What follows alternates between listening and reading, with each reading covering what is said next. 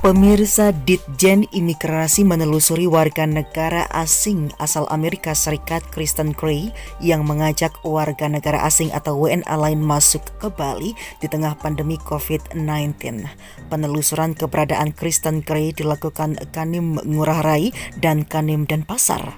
Kepala Bagian Humas dan Umum Ditjen Imigrasi Arvin Gumilang menjelaskan, pada Senin 18 Januari, tim Intel Dakim Kanim Denpasar mendapatkan data orang asing atas nama Kristen Antoinette Gray, seorang perempuan warga negara Amerika Serikat dengan paspor bernomor 527058184. Petugas lalu mendatangi Desa Banjar Panistan, Ubud Gianyar sesuai alamat yang ada di pengajuan izin tinggal. Namun warga setempat tidak ada yang mengenal WNA tersebut, kata Arwin dalam keterangannya Selasa 19 Januari 2021. Setelah itu petugas imigrasi mendatangi alamat sponsor Kristen, yakni bernama I Gusti Ngurah Widiantara. Tim imigrasi bertemu istri sponsor dan mengatakan Widiantara dalam kondisi sakit. Sebelumnya, Kristen Gray membuat heboh publik Republik Indonesia. Cerita bule Amerika Serikat itu tentang kehidupannya di Bali dan ajakan pindah ke Pulau Dewata membuat ia dilacak oleh imigrasi. Lewat akun Twitter @KristenToti, Kristen Gray bercuit tentang enaknya hidup di Bali bagi orang asing. Dulu sebelum pindah ke Bali, Kristen Gray yang merupakan keturunan Afrika bercerita soal penghasilannya di Bali dan hidup yang lebih murah ketimbang waktu ia masih berada di Amerika Serikat.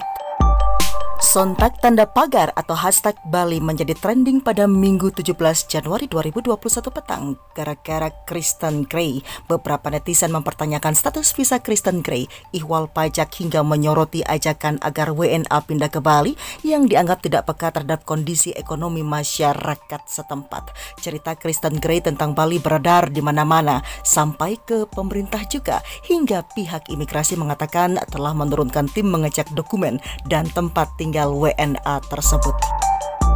Diketahui izin tinggal Kristen Gray akan habis dalam kurun waktu kurang dari sepekan. Dari data sistem izin tinggal keimigrasian diketahui bahwa WNA tersebut memiliki izin tinggal kunjungan atau ITK keluarga atau sosial dengan status perpanjangan ITK keempat yang berlaku sampai 24 Januari 2021.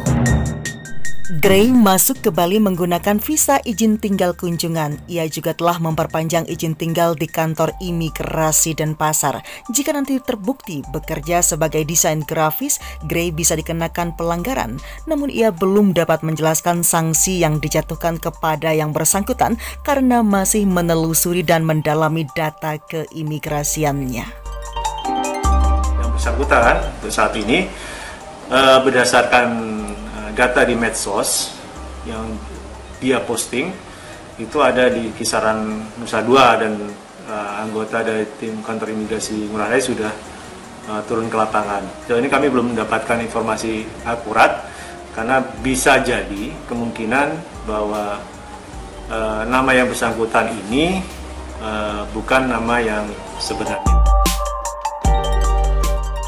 Dan berikut ini beredar pula video dari Hotman Paris yang turut menanggapi keberadaan Kristen Gray di Bali.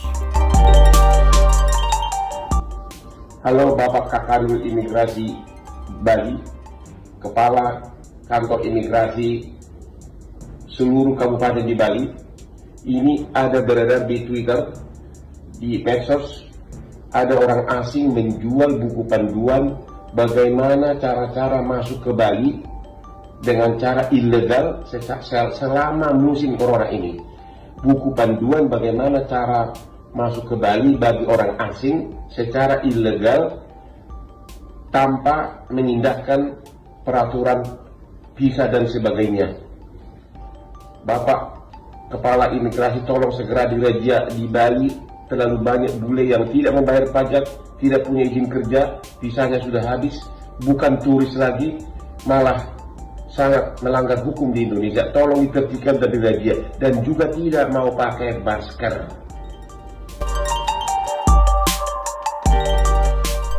Selain dari Hotman Paris, postingan dari Kristen Gray juga mendapat tanggapan yang berbeda dari para netizen di Indonesia.